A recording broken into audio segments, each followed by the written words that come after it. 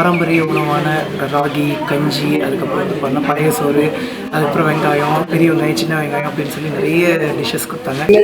அப்பெல்லாம் வந்து வறுமைக்காக நாங்கள் இந்த கஞ்சியை இந்த கூழெல்லாம் சாப்பிட்டோம். அரிசி சாப்பாடெல்லாம் எங்களுக்கு கிடைக்காது. ஆனால் இன்னைக்கு அந்த மாதிரி சாப்பிட்டதுனால தான் இன்னைக்கு 62 வயசுனால நாங்களாம் இன்னைக்கு எல்லா வேலையும் செய்கிறோம், எல்லாமே பண்ணிட்டு இருக்கோம். அந்த நம்மளுடைய உடம்புல என்ன நம்ம கொடுக்குறோமோ அதுதான் நமக்கு உடம்பு ஆரோக்கியக்கு தரும். இன்னைக்கு காலையில என்னைக்கு இட்லி தோசைன்னு கண்டுபிடிச்சோமோ அன்னைக்கே நமக்கு எல்லாமே வர ஆரம்பிச்சு. ஆமா, இன்னைக்கு பாத்தீங்கன்னா இதை எங்க சென்னையில பாத்தீங்கன்னா ஸ்டான்லி ஹாஸ்பிட்டலுக்கு எதிர்க்க பழைய சோறு கடனே வச்சிருக்காங்க.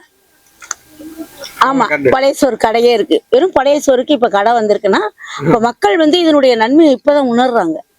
இன்னைக்கு அமெரிக்காவில் பாத்தீங்கன்னா ஒரு சின்ன பாட்டில் அடைச்சிட்டு 250 ரூபாய்க்கு விற்கிற அந்த நீர் ஆகாரத்தை மட்டுமே, இதுல உள்ள தண்ணியை மட்டுமே. இப்ப இது எவ்வளவு ஆரோக்கியமானதுன்றத இந்த தாய்க்குளம் அடுத்த தலைமுறைக்கு சொல்லணும். உணவு ரீதியாகவும் உடல் ரீதியாகவும் அடுத்த தலைமுறையை நம்ம சிறப்பா கொண்டு வரணும். இன்னைக்கு 30-35 வயசுலயே ஹார்ட் அட்டாக் வருது. இந்த சின்ன வெங்காயத்தை தொடர்ந்து நீங்க சாப்பிட்டீங்கனாலே இதயத்துக்கு அவ்வளவு நல்ல வலிமையான உள்ள ஒரு பொருள் இந்த சின்ன வெங்காயம். எல்லாம் இன்னைக்கு இந்த இடத்துக்கு வந்து இது மாதிரி விஷயங்களை நீங்க மற்றவங்ககிட்ட சொல்வதற்கு ஒரு மிகப்பெரிய வாய்ப்பை இன்னைக்கு தாய்க்குளம் ஏற்படுத்தியிருக்காங்க. எங்களுடைய அழைப்பை ஏற்று வந்தமைக்காகவும் நன்றி. இன்னும் ஒரு விஷயங்கள் இதுல நிறைய இருக்கு. நெல்லிக்காய் வந்து அவ்வளவு நல்லது, வெங்காயம் எல்லாம் இதுல இருக்கிற பொருள் எல்லாமே ஆரோக்கியமான பொருள். இந்த மாதிரி உணவுகளை சாப்பிட்டு ஆரோக்கியமா வாழணும்.